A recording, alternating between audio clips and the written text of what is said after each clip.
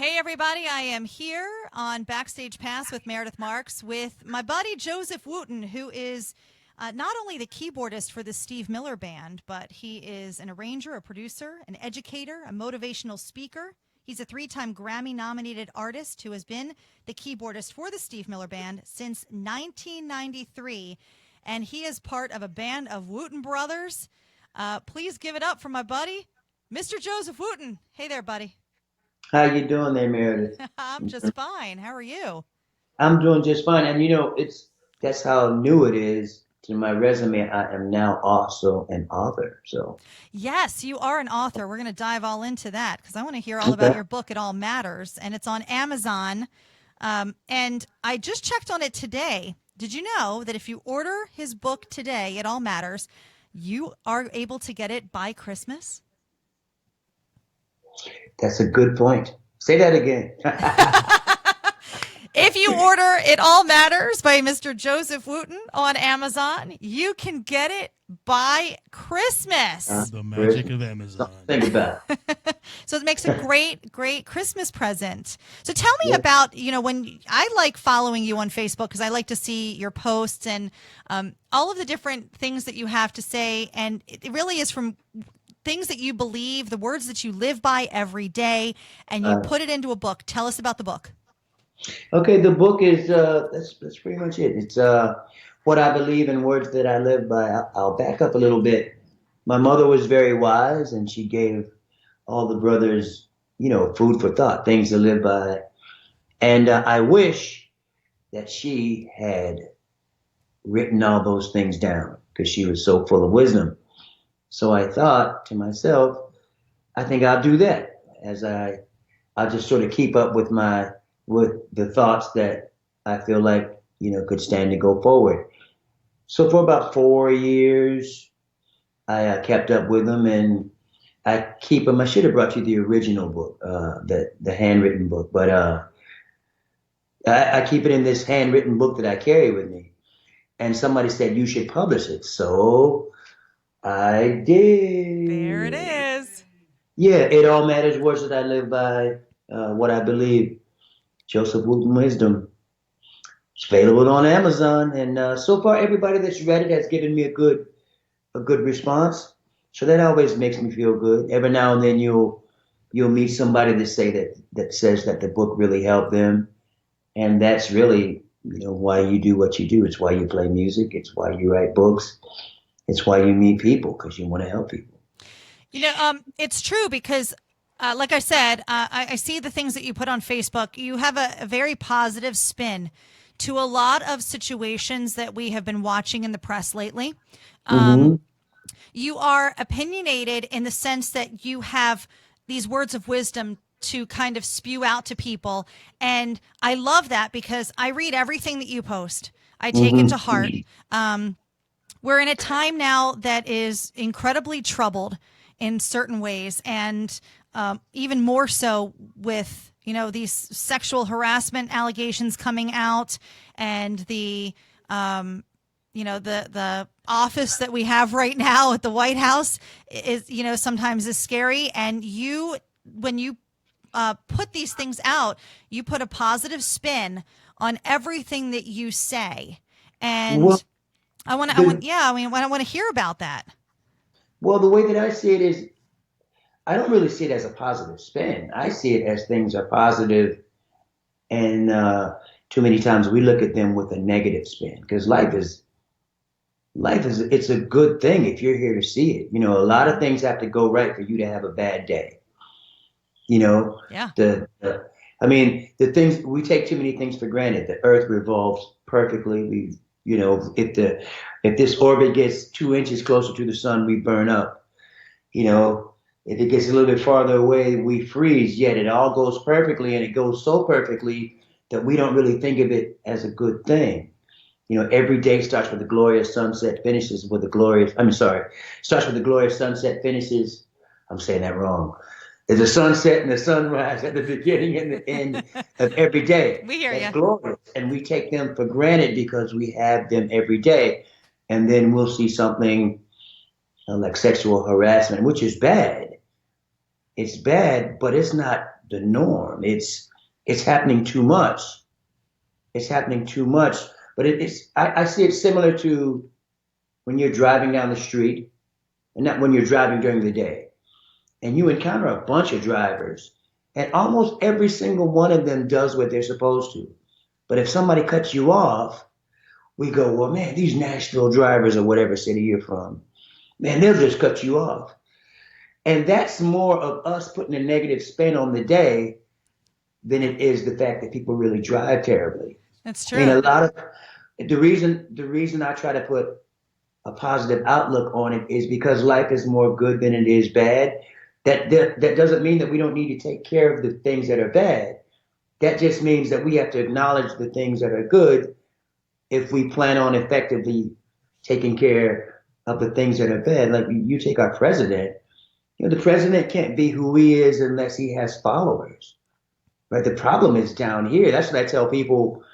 They'll blame, the president, or they'll blame the media. Everybody has somebody to blame. And I'm like, you're having an argument with me here on my Facebook page. The president ain't here. The media is not here. It's Like, you and I, buddy. yeah, it's just us. And if we can't even get along on my Facebook page, how do you expect them to do it in Washington? Mm-hmm. It's down here. I mean, and an example that I use is like people will blame a lot of things on Donald Trump, and there's, in my opinion, plenty of negative things to say about Donald Trump. But Donald Trump was the same person 8 years ago, and he was irrelevant. 8 years ago, the people were in a different mindset. The people were the people were in the mindset where they were so ready to show that we're not who we used to be. We're not racist. We're going to vote for a black president, and that felt good to most people. Donald Trump was still who he was then. He still was claiming the president wasn't American and he didn't have an American passport. But at that time, he was irrelevant because it starts with who the people are. It doesn't start with who the politicians are. The politicians are secondary. So our job as people is to solve our differences here. I mean, we find somebody that doesn't think like you and have a conversation with them. When we can work it out down here, they'll have to work it out up there. How do you tie music into, I guess, making people comfortable in today's society? How does music tie in? The good thing about music is that music has an advantage in that music can make its point and bypass all the conceptualizing. Like a politician can't do that. Like if you turn on CNN right now, they're dissecting words and they're going over, and there's 4 or 5 different people to muddy the water of whatever was said or done. With music, if I say, like I have a song called We're All in This Together, we are all in this together. If you feel it, game is over. Yeah. You know what I mean? You walk away with that message. So that's the reason why music is such a powerful tool for change, because once music puts it into words, puts it into melody, once you receive it, you think of all your favorite music, there's nothing anybody can say to you to separate you from the message that you got. A good example is the song Serpentine Fire by Earth, Wind, and Fire. Tell a story, morning glory, all about the serpentine. Most people don't even know what the song is talking about. But the feeling that it gives you is undeniable. It lifts you up and makes you feel better. And that's the advantage that music has, that politics doesn't have, that conversation doesn't have. Music, as soon as you feel it, game is over. So a politician who's armed, the right kind of musician who's armed with the right kind of music can make undeniable change. I'm going to ask you a question. I wasn't planning on asking you this question, but because I'm feeling it. Okay. And I would like your opinion on it. I feel like we got into a time where music really was geared towards sometimes being a little negative towards women, Hmm. especially, and not to stereotype, but sometimes more so in the rap world. I'm wondering if, with all of this happening, do you see maybe musicians changing their tune a little bit and creating music that is a little bit more empowering for women? I'm just Yeah, I curious. mean, yeah, music follows culture. I mean, music leads culture, but music follows culture too. Hmm. Music is effective. Music is effective because it caters to the listener. It takes into consideration the mindset of the listener. So when people aren't so misogynistic, the music won't follow. Same thing with the same thing. People will blame media. The media gives us back what we want. The media knows what we want, so it gives us back sex and violence. But I I always remind people that if you watch television, you'll see there's a supplement called CoQ10. CoQ10 can afford television time because people are getting healthier. Yeah. Like nobody went, CoQ10 is really exciting. You know what I mean? They did it because as people change, television changes. Right? Look at where Hillary was at the beginning of the election and towards the end. She started out way in the center. By the end, because people's mindset changed, she was way far left. Same thing with musicians and sexism.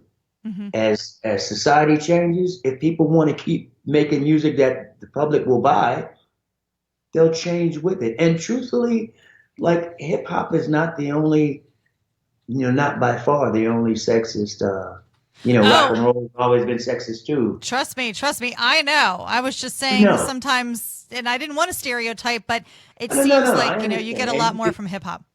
you did not stereotype. Okay. So I understand. I want to talk a little bit about growing up in a household with your four brothers. Hmm. And I said this off of the interview to you. Bless your mother, because I have twin girls who are 11 and they are a handful and a half. Five boys. Wowee. What was Well, it like growing up in that house? it was fun. I mean, it's I don't. Our house isn't like people uh, think that it was, because we didn't. My parents didn't allow us to fight, so we didn't fight. We didn't argue. But we played a lot of music. So our house was fun. There was music in it all. It was loud. So, you got to bless her for that. Yeah. But and both of them actually. I mean, our house was loud all the time, but my parents always knew where we were because we were always home practicing. They led by example and didn't allow us to fight, so there wasn't a lot of fighting in the house. Were your parents musicians? No, no, my dad could sing and my mother really liked music. So there was music around all the time, but So neither how one of did them that really start played it. out then? How did we start playing? Yeah. Um, when my dad fought in the Korean War in the army, right down there in the trenches. And not long after that, he switched to the Air Force. So me and my brothers all know Air Force bases. So, of course, when you're in the military, you travel around. So Hmm. Reggie and Roy were born in Shreveport, Louisiana. Rudy was born in North Carolina. Well, Victor was born in Mountain Home, Idaho in '64, and then we moved to Hawaii. So in Hawaii, the school issued instrument was the ukulele. So Reggie took Roy's. So Reggie, Roy, and Rudy are three. I'm sorry, are 5, 4, and 3 years older than me. So Reggie, the oldest, took Roy's school issued ukulele and he was a master on it right away. Roy was beating on everything, and he was a master right away. And Rudy took the school issued recorder, and he wound up playing saxophone, and he was a master right away. So Reggie, being 10 years old at the time, looked at 5-year-old me and 2-year-old Victor and said, if you do this and you do that, we can have a band. So we had a 10-year-old music teacher who showed me one note at a time how to play this little toy piano at home and taught Victor on a little Mickey Mouse guitar, Oh, one note at a time. And over the next, couple, 3 years, he was teaching us to play one note at a time that you can think about. I mean, like Victor will always say, people always talk about how amazing it is that he played, but he said the amazing thing really is what made this 10-year-old kid want to teach his 2-year-old brother to play. Like, where did he get it from? Like Victor and I can say we got it from Reggie, but where did Reggie get it from? There's the story. yeah. Yeah, so it started with him. It started with a ukulele in Hawaii. The ukulele in Hawaii, and Reggie was saying they always made music, and I can barely remember it as a kid because I'm 3 years older than Victor, who's the youngest, but I'm 3, 4, and 5 years older than my 3 older brothers, and I can barely remember. We would, if we were fortunate enough to have straws in the house, they would bite down the end of the straws until you could blow it, and it would make a noise almost like a reed. And then they would take scissors and cut little holes in the straw, and if you blew it and moved the holes on the straw, it would make noise. So, they were making music on straws. Does it need to be the skinny straws or can it be milkshake straws? Because I have both, and I'm going home and telling the 11-year-old twin girls about this story, and they're going to want to start playing straws. Until they get recorders. Correctly, they have the recorders. We probably, only got the small straws. I mean, we weren't really the richest, so they were probably whatever straws came in. Probably, just regular old straws. Yeah. Yeah. And so you all are very successful musicians. How did you? I want to start to get into the 80s now because you know where I'm heading with this. Uh-huh. How did you get to sing on Whitney Houston's debut album? When we moved, from Hawaii, we moved to California. We moved there from 68 to 72. California is when my parents saw that we were serious. Got Reggie out of school, my oldest brother, took out a loan, and went and bought real instruments. So in California, we were literally in elementary school playing nightclubs. Right? Victor and I would take naps because, we were in elementary school that day, but that night we're going to be playing from 10 to 2 in the club, 10 p.m. to 2 a.m. Wow. Elementary school age playing from 10 to 2? Yes, wow. Yes. In 1970, if you think about this, in 1970, we opened for War.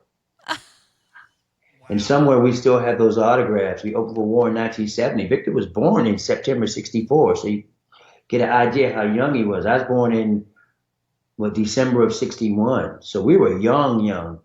2 years later in California, we opened for Curtis Mayfield. Wow. Curtis Mayfield actually tried to sign us to his Curtom music label. But we were getting ready to move to Virginia. So we moved to Virginia in 1972, arrived in Virginia Halloween night, 1972. And we did a lot of playing in Virginia. We sort of became the big fish in the little pond. So as traveling shows would come through the area, oftentimes, you know how you get a local opener. Mm-hmm. So we would be the opener. So we opened for the SOS Band and Ramsey Lewis and some people. We also opened for the Temptations. Well, one night we opened for Stephanie Mills. Oh, I love Stephanie Mills. Yeah, so Stephanie had a keyboard player named Kashif. And this is before Kashif started producing. So Kashif saw us open for Stephanie. Oh. And Stephanie had a couple of brothers that were managing her that really liked the sound of the band. So one of the brothers, Joey Mills, and his wife were sort of managing us a little bit, and we were on this kind of East Coast little piece of a tour with Stephanie Mills. So Kashif was like, I really like the sound of the band. Oh, a footnote. So we used to sing People Bryson's Feel the Fire in our show, the old R&B tune. Yes. And Stephanie, I remember being in the hotel, she's walking down the hall. She's like, I really like your voice. Yeah, the really high voice. And she's walking around singing the song. Eventually, she wound up singing that duet with Teddy Pendergrass. I was like, I feel like I'm a piece of the song. But anyway, so Kashif played keyboards for Stephanie Mills.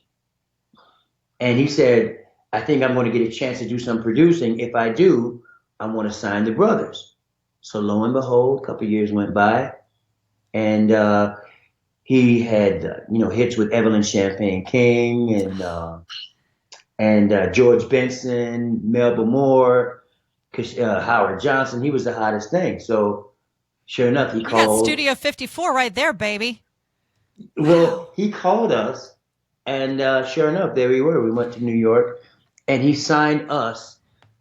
We got signed to Arista Records through his new music group at the same time they were signing Whitney Houston. So he was producing Whitney's debut single at the same time he was producing our record. So that's how my brother Roy, a.k.a. Future Man, wound up playing drums on her debut single, You Give Good Love. That's him playing live hi-hats, live cymbals, live drum fills over the drum machine on Whitney's debut single. And then when Whitney was singing the song Thinking About You, I was harmonizing in the control room while she was out there singing, and Kashif sent me in there. Said, I like that part. So he sent me in, and I wound up on the song, but not in the credits, unfortunately. Aww. That's the way it goes, but that's my voice. Well, I have to tell you, I mean, growing up with that album, and I played it all the time, and I still think, and I love Whitney, I love all of her work, all of it, but I still think that debut album it's just set the bar so high. Yeah. I mean, besides The Bodyguard surpassing that possibly, I just think the debut album was spectacular. Yeah, I think the debut album was probably, and that was the complaints by some, is that the debut single was pretty R&B, and there were some that were speculating whether the song did enough with a voice that was that great. I think it did, but I think Whitney doesn't always get enough credit. But I remember before Whitney Houston, if you were in the studio, the black background singers, females, pretty much came out of two schools. They were either out of the Aretha Franklin school or the Chaka Khan school. There were like lots of Chaka Khan sound-alikes, lots of Aretha sound-alikes. And then here comes Whitney. Nobody had ever really sung with that approach before. Now, after Whitney, you hear that approach repeated. The Christina Aguileras and the Ariana Grandes, and certainly Mariah Carey, which is kind of Whitney with more range. The original, the early Mariah, the current Mariah. The earlier Mariah maybe, but I didn't mean to really have a critique of Mariah so much as to say the prototype from that approach to singing a ballad starts with Whitney. Yes. And she needs to get that credit. She ushered in a new 100%. 100%. 100%. A new way of singing, yes. And there still hasn't been anybody who I feel has really even topped her, because she's just that talented and incredible. Which is funny because, well, I met you the same place that I met her. Merriweather Post Pavilion obviously is very close to my heart. It's in Columbia, Maryland. And when I was 8 years old, my dad was doing the sound for Whitney and went backstage as a little 8-year-old girl and, having this debut album, which I played in my bedroom over and over on my record player. And I think by then maybe I had a cassette player. And having dinner with her and her father. And then on the side of the stage, and she's on stage at Merriweather, which you have played many times, and she pulls me out on stage with her when she's saying, I believe the children are our future. And that was a very, very cool moment for me. The greatest love of all. Ironically, I love that. The greatest love of all was my very first vocal solo in high school when I was in the 10th grade. Very first one. So that song's always been special to me. Wow. And of course, like we all know, she sang the snot out of it. Whitney was something special. She really was. Very, very special. Very special. Tell me about so who else were your early influences? I know you sang with Whitney, but who else helped to influence and shape your career to where you are now? Well, I've always been the first person I think that I like really saw an approach that I wanted to emulate or follow was Sly Stone, Sly and the Family Stone. Absolutely. I love I mean, Sly. as soon as I saw him, I just got it. He was cool. He was poignant.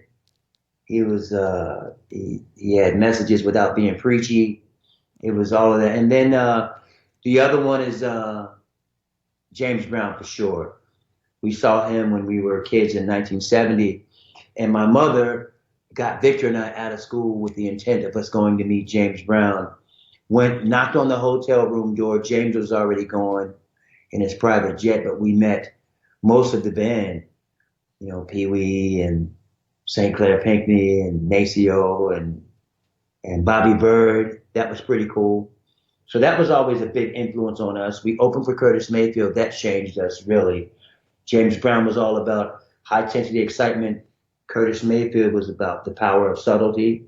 So that was a good juxtaposition to have when we were young. Mm-hmm. And then as a songwriter, Stevie Wonder, absolutely. Oh, yeah. I saw Stevie Wonder here in Nashville and was so excited when I went back home. I stayed up for 2 days. I didn't sleep for 2 days. I was that excited. Stevie was something else. So you being a keyboard player, I'm going to bring up a past guest that I've had.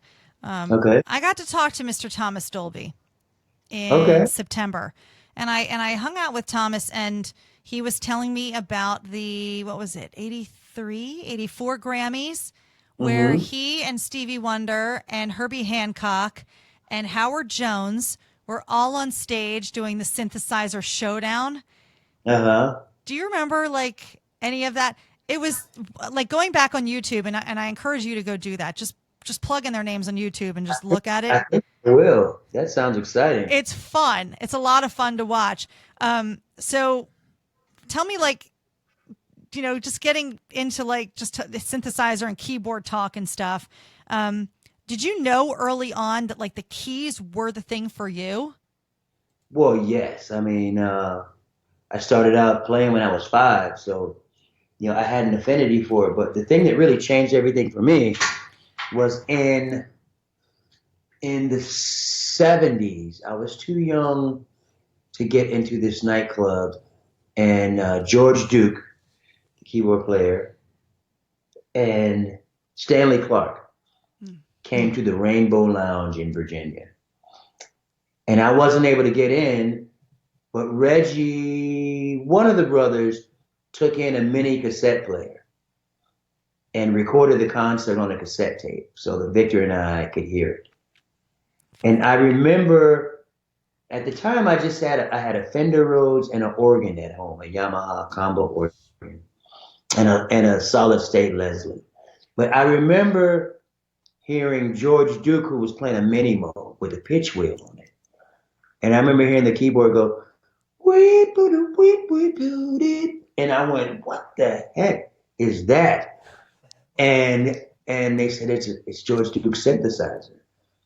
And I just couldn't wait to make my keyboard be that expressive. To be able to, you play vibrato and pitch bends and all that. And that just really changed me. That and Edgar Winter's Frankenstein. Oh to my me, gosh. when Edgar Winter's playing Frankenstein is to me is the song that put the synthesizer effectively into rock and roll. Yeah. It had always been an effect instrument. I mean, people knew that it did effects. You know what I mean? Yeah. We all knew that it did that. But with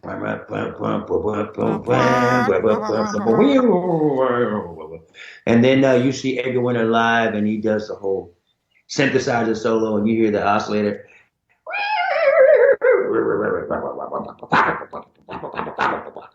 And it's like, here's this guy doing this electronics solo, and that to me is really Edgar Winter's the guy that put like the synthesizer in to rock and roll. And then, Prince put the synthesizer into funk music in the 80s. Oh, yeah. Everybody's still doing Prince stabs and hits.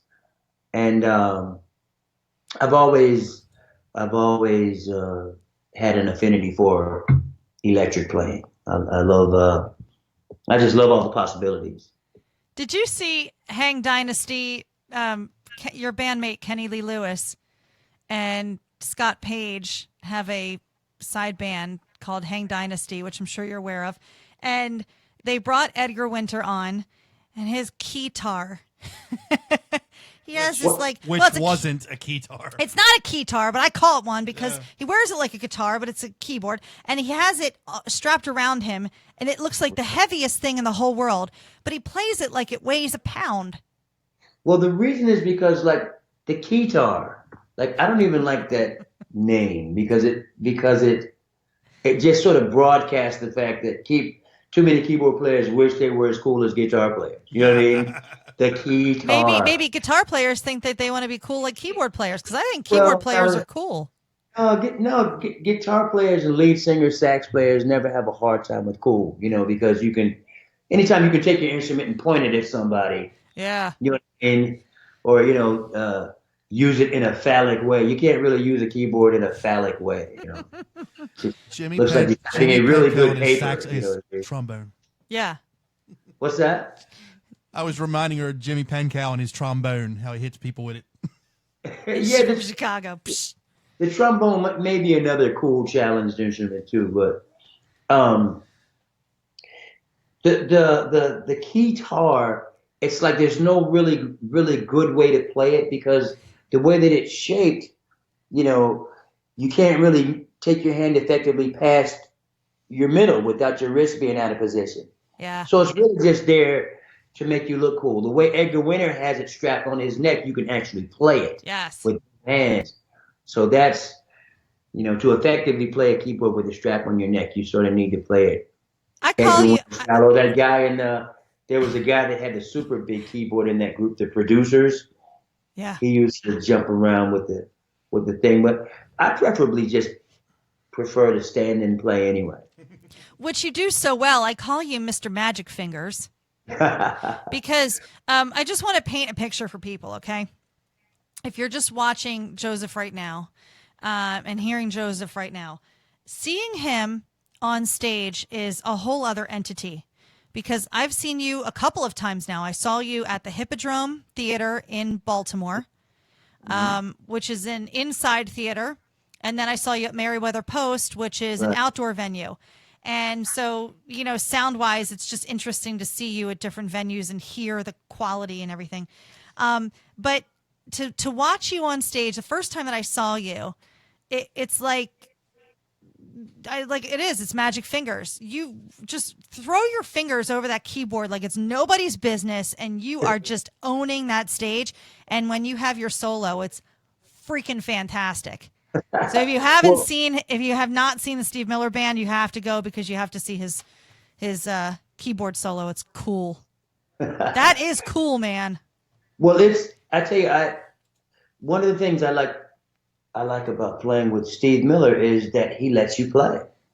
As long as you don't get in the way of his voice, as long as you don't get in the way of his guitar, as long as you don't bring any detriment to the music, he'll let you be yourself. And he steps out of the way and lets me do my thing on Fly Like an Eagle, which is always, I always enjoy that song because I always love that song anyway. Mm-hmm.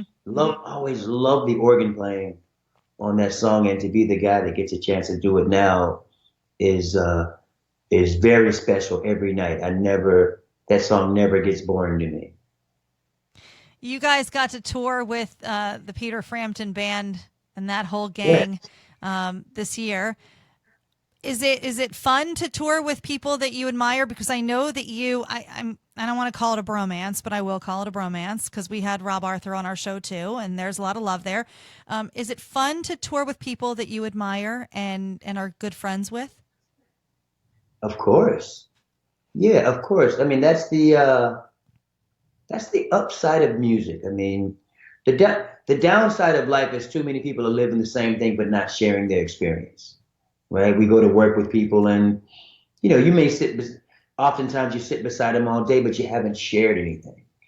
And in music, our job is to share our experiences. So of course, when you share your experience, there's connection. Where there's connection, there's growth, and you wind up having an affinity for people that much deeper. So Rob Arthur, we both have the same job in different bands, and we both admire the way we do our jobs. So we just developed this friendship and this affinity uh, for what we mean to each other's bands, and how we try to live our lives off the keyboard. Ironically, I just did my annual birthday Christmas show. Yes, tell us about that. And you had Rob there, right? Rob played keyboards for me also. Yeah, he was my auxiliary keyboard player, and that was fun as can be. Because you both are in And Nashville, right? yes, we both live in Nashville. Are you guys like? Do you just live down the street from each other? No, Could you no, take a jog over to his house? no, we're not. We don't live that close to each other. We've made a pact for me and my wife, and he and his wife, to go and like have dinner someplace. We're both still busy. We're off the road, but we're both still busy. In fact, when I did my concert, he was only available for one of the rehearsals because he had more music that he had to get under his fingers. So Yeah. we're off the road, but being off the road does not mean that we're not working. Let's talk about being on the road for a minute. Okay. Life on the road can be grueling. It's sometimes people have this glamorous view of it. And while there are many glamorous moments, there are also many grueling moments. And it's tough sometimes to be away from your friends and your family and going through airports and traveling and just the drain of it all. But now that I've talked to you, and you were a military kid moving from base to base, did that help to prep you for being able to tour, and maybe even you like it more? Well, I don't think those two aren't really related for me. Like I never, the same thing going from base to base, you're there for a few years. So as a kid, the part of moving, like we didn't move that much. You know what I mean? Like we would stay in places, 4 years, 5 years, then we'd move. I was born in Ohio, which I don't really remember. Then we lived in Idaho, which I barely remember. Then we lived in Hawaii from 64 to 68 as a kid. Well, when you're a kid, 4 years seems like everything. I did kindergarten in Hawaii, so 4 years seems like a ton of time. Then we lived in California from 68 to 72. That's another almost 5 years. And then 72 to, I lived in, we lived in Virginia from 72 until I moved to Nashville in 90. So, that moving didn't really bother me. As far as being on the road, this is the way I see it. It never feels grueling to me because the hard part is always done by somebody else. Like, True. I've been on blues tours before. They were more grueling because, you sleep sitting up in a 16 pack. You move the gear, and then you play the however many hour show it is, and then you pack it back up, and you get back in the van and sleep, sitting up. That's grueling. The Steve Miller Tour, for me, it's grueling for somebody. Like, for the crew, yeah, it's grueling. If we do three The in a sound row, guys, the lighting guys, the tech guys. yes, yes, for them, it's grueling. They have a different story to tell than the one that I have. Like my day, my day starts in a hotel room somewhere. Then there's lobby call. We go to the stage with the gear set up already. The crew is already done a morning's worth of work. And then we come in and we do the sound check. We eat. We do the show. And then we walk, right? Then the crew gets back to work. We walk to the tour bus where somebody else drives. I jump on the tour bus to ride. It's a tour bus, Yeah. right? If I get tired, I go lay down. It's not like the blues tour where you sleep and sitting up. It's a So luxury. It's a luxury tour. I have been in your tour bus, you know. I have yeah, taken a tour of your tour bus, and it is really nice. And I just want to let everybody know, I actually locked myself in the bathroom in their tour bus because I could not find where the button panel was to open the door. I'm looking for a handle. So it's a high-tech tour bus just to give people an inside glimpse of how you guys travel. It's really nice. it was no, that we do travel on a nice tour bus. Just for the record, though, don't take everybody's tour bus tour. That's not always the safest thing. Right. You know what I'm saying? But you were with nice people. I was with nice But people. Her days are yeah, past. for you people out there, when they offer you the tour bus tour, don't necessarily I take. do not hop on anybody's tour bus, but I knew you didn't. Kenny Lee Lewis is a different story. As far as the grueling part of the tour for me, it's not grueling for me because, like I said, there's other people that take care of the grueling part. The driver, drives, hours, and the crew, that if we do 3 in a row, that means they haven't seen a hotel room. They don't see a hotel room till a day off. Mm-hmm. So they have a different story to tell about whether it's grueling or not. The challenge for me, maybe like I'm vegan and I eat really healthy. Mm. The challenge sometimes is finding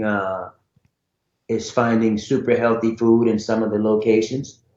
But I'm not going to I'm not going to complain about that, man. There's some people out there with some tough lives. Do you I'm put not going to complain about being able to find vegan food in like a little known town, Well, don't you guys have riders so you can put a request for Of course we catering do. and Which is why I don't have much trouble.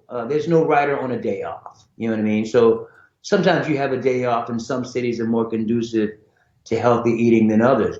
But on tour days, seldom do I have trouble finding something to eat. Every now and then there might be a caterer that didn't do as good a job with the vegan food as others, but I'm not going to complain about well, that. note to self, the last time I came to your tour bus, I brought a big thing of burger cookies. So now I know when I come to visit you this upcoming year, wherever you guys are going to be, because I will be visiting you at some point, I will Okay. I will have to bring vegan cookies. Mike, write it down, Mike. I'm gonna bring him vegan cookies. I always like to bring people sweets, because it's something sweet on the road that you guys need. Eat on the road to eat. Yeah, eating on the road is because there's so much food around all the time. That's where you sort of need your discipline, because all the food that you like the most is there all the time. I would just really want to ask a personal question here.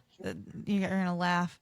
Do you drink Kenny Lee Lewis's shakes when he makes them? Do I drink his shakes when he makes them? Yes, he makes some crazy shakes. Puts beets and all sorts of stuff in them. Well, believe it or not, Kenny got that from me. I've been a healthy, I've always been the healthy eater, When I joined the band, I was vegetarian. Probably 5 years ago, I became vegan. So, the juicer is backstage largely because of me, Oh, so the real story comes out. Okay. Well, everybody when you're traveling, you want to be as healthy as possible.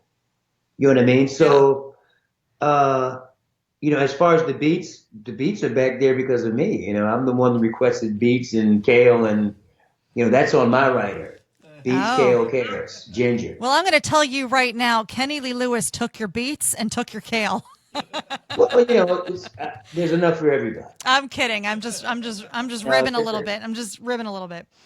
Yeah, there's enough for everybody back there. And heck, I certainly didn't invent juicing, so I'm not going to try to claim it. Right? That's okay. You can claim it. It's all good. It's all good. But now if it starts to smell fishy, then he put one of his fish that he caught in that thing, and then you're going to have some fighting words with him. I'll keep an eye out for that. Tell me, how did you get into the Steve Miller Band? I was in Nashville doing a recording session. Had happened to be in the right recording session at the right time. I was doing it with a man named Chris McCarty. And Chris McCarty, oh, hold on, Chris McCarty was the co-writer of Swingtown. And he knew Steve had put the word out that his keyboard player had just quit. Ricky Peterson had just, moved on. So he had a tour coming and was looking for a keyboard player. So did this recording session, and he was telling me about the opening in the Steve Miller Band, and he gave me Steve's mailing address. So I mailed in an audition cassette tape. That's how long ago it was. Yeah. And I got the gig. I did a funky loop of Abracadabra, and I put an organ solo, a piano solo, and a synthesizer solo on it. And then I sent a snippet of me singing with Whitney on her record. And then I had just done, because I was surviving a lot singing, doing sound-alike work, where you sing to sound like the artist, and then they sell that recording at different, like karaoke or Carnival, quote unquote studios. That's cool. And I had just done an a cappella version of Boyz II Men's "It's So Hard to Say Goodbye to Yesterday." So I sent that in also so that Steve would know that I was a good harmony singer. I love that song. I'm going to ask you to sing a little. Will you do it? If I put you on the spot? Well, all right, I won't put you on the spot. I won't put you on the spot. I appreciate it. I didn't really come prepared to sing, but it was me doing all four parts of the harmony. So he would know that I was a good harmony singer too, because I knew that was also part of the gig. And lo and behold, a few days later, was I married yet? Yes, my then wife, Heidi, says, you have a phone call. I think it's Steve Miller. And I got on the phone, and he was like, I really love your audition tape, and it's the kind of gig you could have for the next 10 years if you wanted it. And he invited to fly me out to Idaho to meet me, which is something that I'll tell young musicians that even when you're good enough for the gig, you still have to be able to get along with whoever the leader is. So before I got the gig, even though he liked my playing, he liked my singing, I had to meet him, and we hit it off. And it will be 25 years to the day on March the 12th. It's awesome. Is that crazy? That is crazy. And you're still having a blast. I am. It always looks like you're having a blast on stage. I am having a blast. In life, it's important to keep things in perspective. I mean, that's where happiness is. Happiness is not in this happening or that happening. It's in keeping the things that do happen in perspective. And, I got married. I got remarried on December 22nd. Yes, you're coming up to your 1-year anniversary? We're coming up. My birthday is on December 15th. 1 week later is my anniversary. Happy birthday. Happy early anniversary to you and the beautiful Stephanie, who I've met and is lovely, lovely. I love her. Yeah, very, very sweet. She's a good one. But, my life, all the big stuff is in place. My brothers are still healthy. I just played with them the other day. Your brother was just on Jimmy Fallon. Yeah, Victor was just on the Tonight Show. That was cool as can be. Very, very cool. And you've got a TED Talk coming up on January 6th in Memphis. I do. Nothing is everything. Context is everything. Tell me a little bit about it. Yeah, nothing is everything. It all matters is what it's going to be called. But essentially, it's talking about some of the same things we're talking about tonight. Where one of the examples I'll use is playing all the notes of the national anthem at the same time and asking them if they recognize it. And when they don't recognize it, I'll explain to them that the reason is because there are no spaces between the notes. And what you find out is that spaces and the context that they create is where the music is. And it's not the notes themselves, it's the spaces between the notes, just like when you're talking and you're trying to solve problems, it's not just solving problems is not just a stack of facts. Yeah. It's the proper context, and you'll never get to the proper context unless the participants of the conversation share their experiences. And that's where music has an advantage, because music, the end result is always an experience. And I'll be talking about that in Memphis. Well, I will be watching that TED Talk. You need to Pretty post a link for that so we can find it. I And sure, I will. I'll post the link so you can, it lets you know where you can buy tickets, where it's going to be, what time, all of that. absolutely. And hold up your book one more time, because I want to tell people again, his book is It All Matters. It's on Amazon.com. And if you order it now, you can get it by Christmas. It's a great gift. And trust me, I love his words of wisdom, his words that he lives by. I love reading your posts. I think they're so cool and inspirational and real. You're so real. That's the cool thing about you, is that it's not fake, it's not fluff. It's really heartfelt and real. And I love that. I appreciate that very much. I appreciate that very much, Meredith. Well, thank you, Joseph. One more question. Sure. Rob was thinking maybe you guys had so much fun this year. Is there a possibility that the Steve Miller Band and Peter Frampton Band will tour again in 18? Any word on that? Yes. The word is that we're going to do it again next year. Okay, so 18 or 19? 18. 18. It's coming year. Mm-hmm. Okay, and any idea of when those tour dates are going to come out so people can start getting tickets? I don't know when the dates are coming out yet. I don't think anything's officially released yet, so I don't want to jump the gun on anything. But I think I don't know yet. Let me just say I don't know, and then I don't let any cats out of the bag before I'm supposed to.